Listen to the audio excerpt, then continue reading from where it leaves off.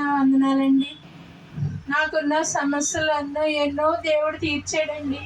ఈ రోజు నేను ఇలాగ మీ అందరిలోనే ఉన్నానంటే అంతా దేవుడి సలహా, దేవుడి చిత్తంలో నుండి ఏది జరగదండి. నాకే కాదు, సర్వం ఉన్న వాళ్ళ జనులందరికీ కూడా గొప్ప దేవుడు అని నేను నమ్ముచున్నానండి. నాకు ఇప్పటి నుంచి ఎప్పుడు వరకు కూడా, నేను ఎదిరించే వరకు కూడా దేవుడితోనే ఉంటానని సభాముఖంగా చెప్పుకొని మనసారా దేవుడిని వేడుకుంటున్నానండి. రాత్రి నేను ఇలాగా కూటం పెడతానని అనుకున్నాను, కానీ పెడతానో లేదో కూడా తెలియదండి.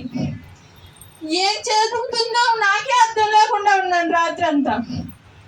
నా భర్త నాకు నిద్ర పట్టేస్తుందండి. ఎక్కడికి వెళ్ళిపోయారో లేదు, ఎక్కడికి వెళ్ళారో తెలీదు, ఏమయ్యారో తెలీదు.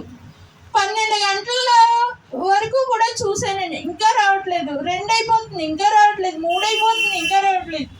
తండ్రి నైనా నేను ఒక్కదాన్నే ఉన్నాను, రేపు కోటు పెట్టుకోవాలనుకుంటున్నాను. ఇంతనే చూస్తే ఇలా పెట్టాడు. ఏంటి తండ్రి నాకు ఈ సమస్య ఎందుకు పెట్టావు ప్రభువా?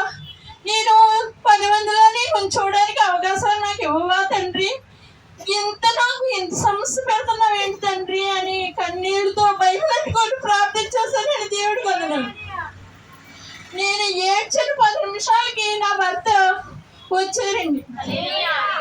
వచ్చి ఏమి మాట్లాడకుండా, అమ్మ తలుపు తీయని, తలుపు తీసుకొని తనే వచ్చి, అమ్మ నేను పడుకుంటాను, నీ దగ్గరే పడుకుంటానని తను ఎప్పుడు మంచిగున్నట్టుగా నన్ను దగ్గరికి తీసుకొని మంచిగా చేసి మాట్లాడినందుకు దేవుడికి వందనాలండి. మంచిగా ఈ రోజంతా ఇక్కడంతా శుభ్రం చేసి నా బిడ్డలతో సవ్యంగా అన్ని చేసినందుకే వందనాలండి. దేవుడికే వందనాలండి. ఈ రోజు ఇలా కూడా చేస్తానని అనుకోలేదండి. నేను చెప్పబోయే విషయం అండి, నాకు 7 సంవత్సరాల నుంచి రుణం ఒకటి ఇబ్బంది పెట్టేదండి. అది నేను రక్షణ తీసుకోకముందు నుంచి అనుకునేదాన్ని, అవి ఇది కాదు.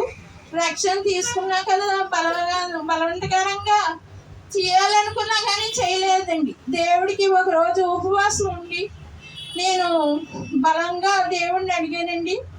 అడిగిన 10 రోజులకే నాకు సమాధానం కలిగింది.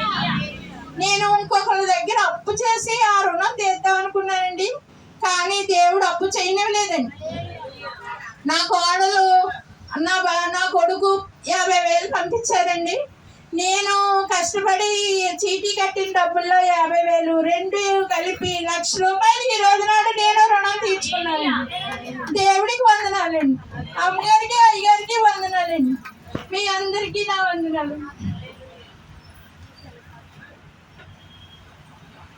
చెప్పిన సాక్ష్యాన్ని బట్టి మరి దేవునికి వందనాలు. ఎవరైతే దేవుని మీద మరి ఆనుకుని ఉంటారో వారిని దేవుడు విడిచిపెట్టే దేవుడు కదని దేవుని వాక్యం సెలవిస్తుంది. పరిశుద్ధ గ్రంథంలో మనం